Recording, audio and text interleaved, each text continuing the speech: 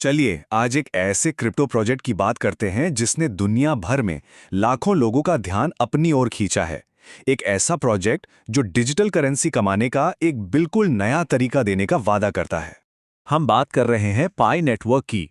इसने 6 करोड़, जी हाँ, 60 मिलियन से भी ज्यादा लोगों को अपने साथ जोड़ लिया है, जो इसे दुनिया की सबसे बड़ी क्रिप्टो कम्युनिटीज में से एक बनाता है।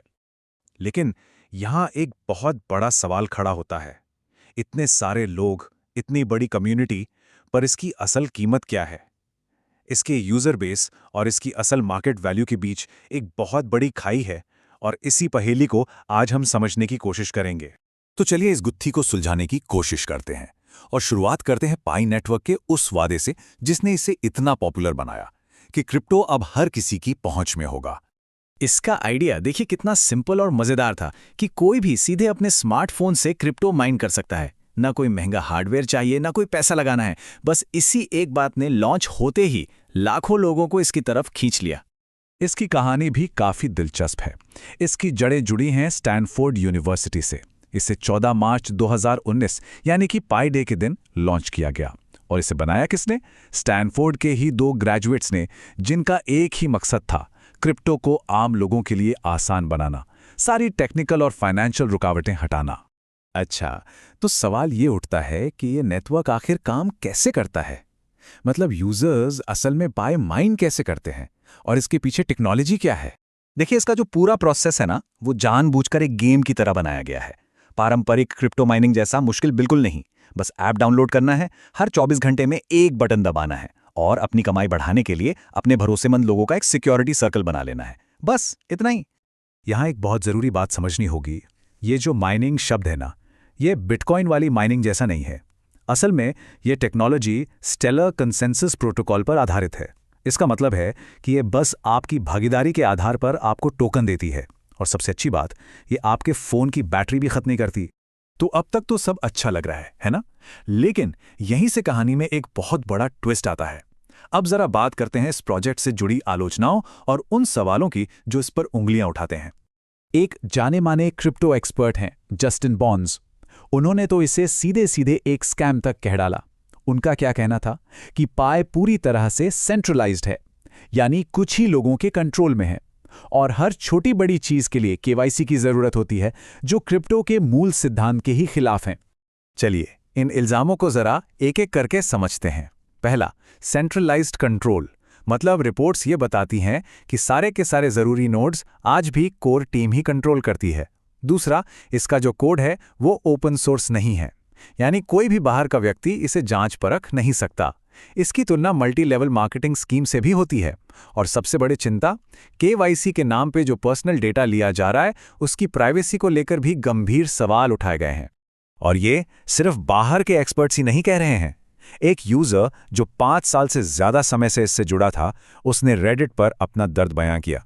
उसने लिखा कि लगातार निराशा हाथ लगने और पारदर्शिता की कमी के चलते अब उसका सारा भरोसा टूट चुका है। चलिए अब आते हैं इस कहानी के सबसे बड़े, सबसे नाटकीय सवाल पर, और वो है $314,000 का सवाल। हाँ, ये आंकड़ा दिखाता है कि कम्युनिटी के विश्वास और बाजार की हकीकत के बीच कितनी गहरी खाई है। ये स्लाइड इस खाई को बिल्कुल साफ साफ दिखाती है। एक तरफ है कम्युनिटी का अटूट विश्वास, जिसके मुताबिक एक पाई कॉइन की कीमत है $314,159, और दूसरी तरफ है कड़वी हकीकत, जहां कुछ एक्सचेंजों पर इसके IOU टोकन्स $1 से भी कम में बिक रहे हैं। जमीन आसमान का फर्क है। सोचिए जरा, अगर कम्युनिटी का ये दावा सच मान लिया जाए तो पाई नेटवर्क की मार्केट कैप 31 क्वाड्रिलियन से भी ज्यादा हो जाएगी। ये रकम इतनी बड़ी है कि पूरी दुनिया की GDP भी इसके सामने बौनी लगे। ये आंकड़ा ही अपने आप में बताता है कि ये कितना अवास्तविक है। तो सवाल यह है कि इतना बड़ा जमीन आसमान का फर्क आखिर है क्यों? इसका जवाब हमें प्रोजेक्ट की मौजूदा तकनीकी हालत में मिलता है। देखिए, इसकी सबसे बड़ी तकनीकी वजह है एनक्लोज्ड मैनेट। अब ये क्या है? इसका मतलब है कि पाई का ब्लॉकचेन तो चल रहा है, लेकिन वो एक तरह की डिजिटल दीवार यानी फायरवॉल के पीछे बंद है। आसान शब्दों में कहें तो असली पाई कॉइन्स को किसी भी एक्सचेंज पर भेजना या बेचना, खरीदना फिलहाल नामुमकिन है। चलिए अब इन सारी जानकारियों को एक साथ रखकर देखते हैं और समझने की कोशिश करते हैं कि आखिर ये प्रोजेक्ट है क्या? एक प्रयोग या फिर कोई पक्की गारंटी? जब हम पाई की तुलना बिटकॉइन और इथेरियम जैसी बड़ी क्रिप्टो करेंसीज से करते हैं तो तस्वीर और भी साफ हो जाती है। देखिए, जहां बिटकॉइन की वैल्यू उसके डिजिटल गोल्ड होने में है और इथेरियम की ताकत उसके स्मार्ट कॉन्ट्रैक्ट्स में, वहीं पाई का पूरा जोर अपने मोबाइल ऐप की यूटिलिटी पर है। और इसकी सप्लाई भी देखिए, 100 बिलियन, जो बिटकॉइन के 21 मिलियन के मुकाबले बहुत बहुत ज्यादा है। तो आखिर में सारी बात इन दो चीजों पर आके टिक जाती है।